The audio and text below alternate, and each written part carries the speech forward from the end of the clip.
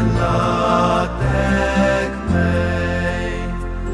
Laat die vyand oor my skande, oor my val om nooit verbly.